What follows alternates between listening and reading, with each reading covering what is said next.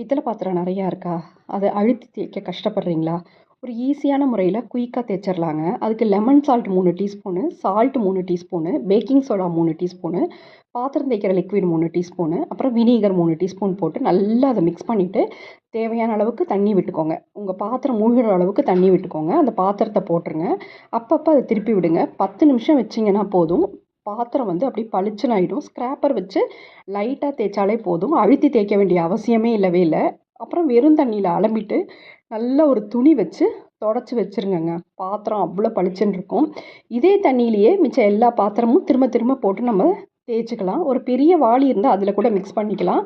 இந்த lemon சால்ட்டை store பண்ணும்போது அதில் சில்வர் ஸ்பூனை போட்டு அப்படியே வச்சிடாதீங்க. நான் வச்சதுனால லெமன் சால்ட்டோட கலர் மாறிடுச்சு. ஸ்பூனோட துரு அதில் ஏறிடுச்சு. லெமன் சால்ட் வந்து எல்லா டிபார்ட்மெண்டல் ஸ்டோர்லேயும் கிடைக்கும். நீங்களும் இந்த மாதிரி வாங்கி ட்ரை பண்ணி பாருங்கள். தேங்க்யூ.